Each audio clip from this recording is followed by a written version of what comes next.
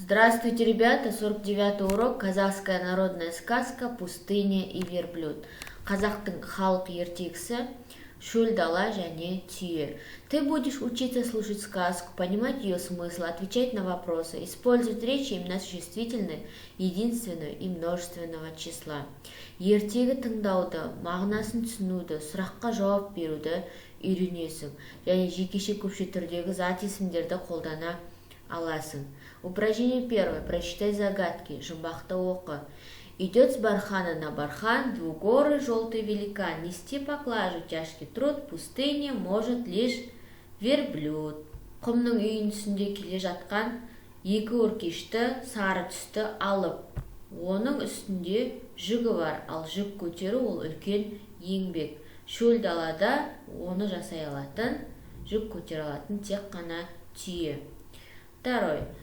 Вот песчаный океан, раз бархан и два бархан. Тут без дождика тоска, всюду горы из песка. Что это? Бұл жерде құмнан жасалған теңіз. Құмның үйіндісі біреуі бар, екеуі бар. Жаңбырды бұл жерде сағынады. Және барлық жердің барлығы құмнан жасалған таудан тұрады. Бұл не? Это у нас пустыня. Бұл шөл дала. Так, следующее. Великан алып. Двугорбый, екөркешті. Как передвигается верблюд в пустыне? Скажи словами из стихотворения. Шөл далада түйе қалай қозғалады? Өлең жолдарымен айтамыз. С кем сравнивает верблюда? Опиши его, что он может нести на себе. Түйені кіммен салыстырады? Суреттейміз, және ол нені көтере алады? Что есть в пустыне? Шөл далада не бар? Почему пустыню сравнивать с песчаным океаном? Құмды теңізбен шөл даланы неге салыстырады? Так, второе упражнение. Измени форму числа имен существительных. Зат есімнің формасын өзгерт. Верблюд. Это у нас единственного числа. Верблюды множественного числа. Түйе, түйелер. Пустыня. Шөл дала, пустыни, шөл далалар. Горы, таулар, гора, тау. Песок, құм, пески, құмдар. Идем дальше. Упражнение 3. Послушай казахскую народную сказку, ответь на вопросы. Қазақтың халық ертегісін тыңдаймыз, сұраққа жауап береміз. Пустыня и верблюд, шөл дала және түйе. Жил один хан, и были у него сын Джигит и дочь красавица. Хан нашел дочери богатого жениха, просила дочь отца не увозить ее из родного аула. Но отец отвечал, во все времена увозили женихи невест в свой аул. Тогда сестра и брат сбежали ночью из родного аула. Утром хан узнал, что дети убежали из дома. Он сильно рассердился и отправил своих лучших джигитов догнать беглецов. Поняли ханские дети, что им не уйти от погони. Тогда девушка рассыпалась песком и превратилась в пустыню, а брат превратился в верблюда. С тех пор только верблюд может перейти в пустыню. Больше никого пустыня не пускает в свои владения. Бір күндердің күнінде хан өмір сүріпті. Оның ұлы, яғни жігіт ұлы, сұлу қызы болған екен. Хан өзінің сұлу қызына бай күйеу жігіт тауыпты. Бірақ қызы оны туған ауылынан еш қайыққа жібермеуін өтінеді әкесінен. Бірақ әкесі айтады, барлық заманда күйеу жігіт қалыңдықты өз ауылына алып кеткен деп айтады. Содан кейін ағасы мен қарындасы түн ортасында туған ауылдардан қашып кетеді. Ал таңертеңгісін хан мұны біліп қояды және қатты ашуланады. Одан кейін өзінің мықты жігіттерін қашқындарды ұстауға жібереді. Ханның балалары алысқа кете алмайтындарын түсініп, сол кезде қыз өзін шөл далаға айналдырып жібереді. Ал ағасы болса түйеге айналып кетеді. Сол кезден бастап шөл далада тек қана түйе жүре алады екен. Басқа ешкімді шөл дала өзіне жібермейді, өткізбейді.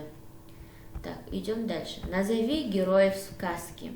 Ертегінің кейіпкерлерін ата. О чем просила дочь своего отца? Қыз әкесінен нені өтінді? Почему отец не выполнил просьбу дочери, как повел себя хан? Әкесі қызының айтқанын неге тыңдамады? Хан өзін қалай ұстады? Что произошло с детьми хана? Ханның балаларына не болды? В чем смысл сказки, объясни? Ертегінің мағынасы қандай, түсіндір? Напиши предложение, сөйлемді жаз. Сестра превратилась в пустыню, брат превратился в верблюда. Қарындасы шөл далаға айналып кетті, ағасы болса түйеге айналып кетті. Подчеркни глаголы двумя чертами. На какие вопросы они отвечают? Етістіктердің астын екі сызықпен сызамыз және қандай сұраққа жауап береді? Превратилась, айналды, погоня, қуу. Упражнение 4. Напиши предложение. Объясни смысл второго предложения. Сөйлемді жаз. Яғни екінші сөйлемнің мағынасын түсіндір. Верблюды – крепкие, умные и выносливые животные. Түйелер мықты, ақылды және шыдамды жануарлар. Долгое время они могут обходиться без воды и еды. Көп уақыт бойы олар сусыз, тамақсыз жүре алады екен. Идем дальше. Упражнение 5. Восстанови последовательность действия в сказке. Ертегінің рет-ретмен орналастыр. Прочитай, оқы.